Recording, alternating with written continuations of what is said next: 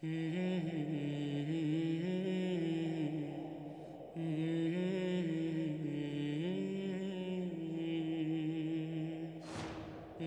of our pious predecessors, Thabit ibn Nu'man, was hungry and tired as he was passing through a garden that bordered a river.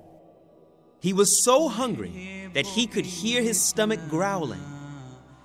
And so his eyes became fixated on the fruits he saw on the various trees of the garden. In a fit of desperation, he forgot himself and extended his hand to an apple that was within reach. He ate half of it and then drank water from the river. But then he became overcome by guilt. Despite the fact that he had only eaten because of dire need, he said to himself, "Woe unto me! How can I eat someone else's fruits without his permission? I make it binding upon myself to not leave this place until I find the owner of this garden and ask him to forgive me for having eaten one of his apples." After a brief search, he found the owner's house. He knocked on the door, and the owner of the garden came out and asked him what he wanted. Thabit ibn Nu'man said, "I entered your garden that borders the river, and I took this apple and ate half of it. Then I remembered that it does not belong to me, and so I ask you now to excuse me for having eaten it and to forgive me for my mistake."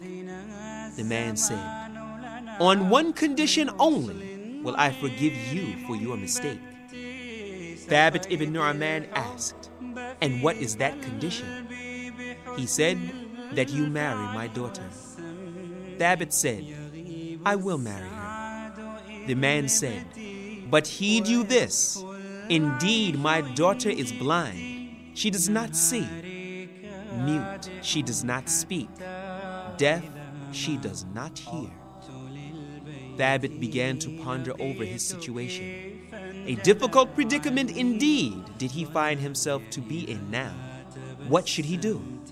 Not get out of it, thought Thabit, for he realized that to be tested by such a woman, to take care of her, and to serve her are all better than to eat from the foul pus matter of the hellfire as a reward for the apple that he ate. And after all, the days of this world are few and limited.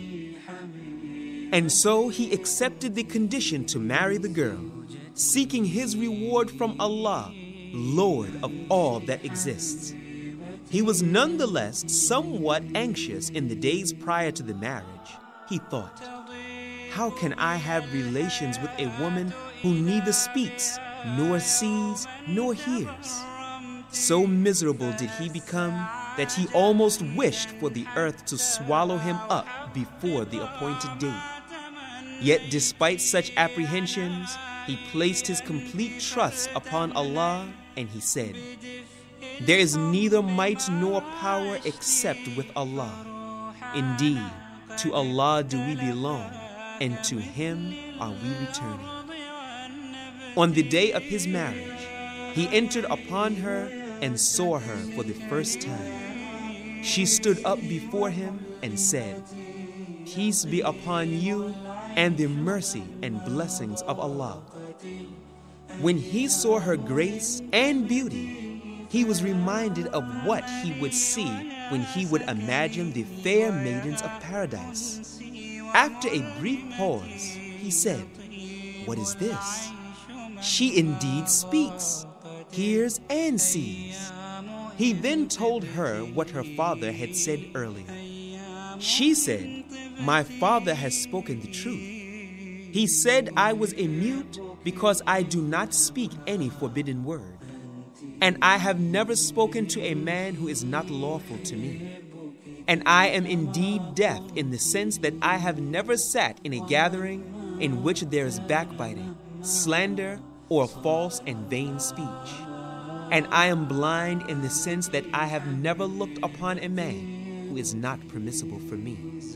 Noble reader, reflect on and learn a lesson from the story of this pious man and this pious woman. and of how Allah brought them together. The fruit of this noble marriage was the birth of a child who grew up to fill the earth with knowledge.